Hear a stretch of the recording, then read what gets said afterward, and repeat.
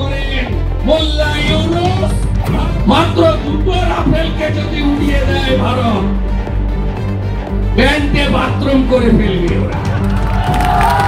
তাকিয়ে দেখ উপরের দিকে, এটা আমরা করব, এটা আমরা করব।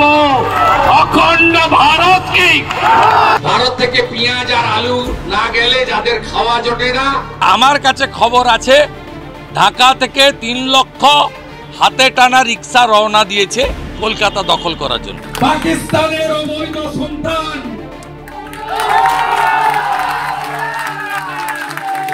তোদের উপর আমরা নির্ভর করি না, আমাদের উপর তোরা নির্ভর করেন। পাকিস্তানের অবৈধ সন্তান বাংলাদেশ। আমরা বাংলাদেশ সৃষ্টি করেছি। ভারত একটি রাফাল যুদ্ধবিমান পাঠালেই বাংলাদেশ কেঁপে উঠবে। আমরা বিদ্যুৎ না পাঠালে অন্ধকার হয়ে যাবে বাংলাদেশ। আমরা বাংলাদেশের উপর নির্ভরশীল নই, তারা নির্ভরশীল।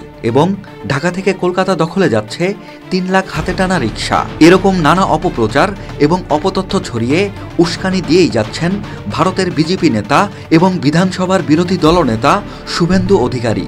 আমরা ওই দেশ সৃষ্টি করেছি। হাসিনা ওয়াজেদ প্রধানমন্ত্রী হিসেবেই ঢাকাতে শাহজালাল এয়ারপোর্টে নামবেন, স্যালুট দিয়ে নিয়ে যেতে হবে। প্রধানমন্ত্রী হিসেবে ঢাকায় যাবেন হাসিনা। বর্তমান অবৈধ সরকার তাকে স্যালুট জানাবে। সম্প্রতি শুভেন্দুর দেয়া এমন বক্তব্যে মনে হতেই পারে, তবে কি স্বৈরাচারী হাসিনাকে বাংলাদেশের মসনদে বসাতে এজেন্ডা বাস্তবায়ন করছেন বিজেপির এই নেতা? ওরা খুব কষ্টে আছে, অবরুদ্ধ হয়ে আছে, ওদের বাড়ি থেকে বেরোতে দেওয়া হয় না, গ্রামের পর গ্রাম জ্বালিয়ে দেওয়া হয়, কোন মন্দিরকে আস্ত রাখেনি।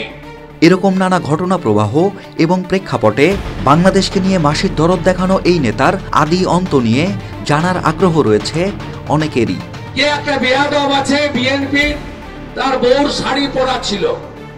ওই মোল্লা রিজভিকে আমি বলতে চাই, তুমি কিছুদিন আগে কলকাতা এসেছিলে, তোমার হাতে একটা রিং বসিয়ে নিয়ে গেছো, ওটা ভারতের তৈরি, ওইটা খুলে বের করে দাও, বউর শাড়িটা পরে পড়াবে।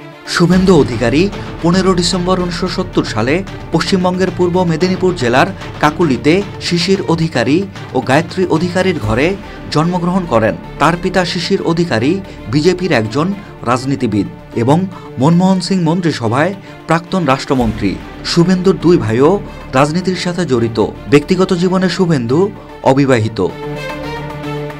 রাজনৈতিক ক্যারিয়ারের শুরু থেকে 2020 সাল পর্যন্ত তৃণমূল কংগ্রেসের সদস্য এবং 1995 থেকে 1998 সাল পর্যন্ত ভারতীয় জাতীয় কংগ্রেসের সদস্য ছিলেন শুভেন্দু। 19 ডিসেম্বর 2020 সালে তিনি স্বরাষ্ট্রমন্ত্রী অমিত শাহের উপস্থিতিতে ভারতীয় জনতা পার্টিতে যোগ দেন। বর্তমানে 2021 সাল থেকে পশ্চিমবঙ্গ বিধানসভায় বিরোধী দলনেতার দায়িত্ব পালন করছেন শুভেন্দু। তিনি এর আগে পশ্চিমবঙ্গ সরকারের পরিবহন মন্ত্রী হিসেবে 2016 থেকে 2018 সাল পর্যন্ত এবং 2018 থেকে 2020 সাল পর্যন্ত সেচ ও জলসম্পদ মন্ত্রী হিসেবে দায়িত্ব পালন করেছেন। এছাড়াও তিনি 2021 সাল থেকে নন্দীগ্রাম বিধানসভা কেন্দ্রের বিধায়ক এবং 2006 থেকে 2009 সাল পর্যন্ত কাথি দক্ষিণ সভা বিধানসভা কেন্দ্রের বিধায়ক ছিলেন।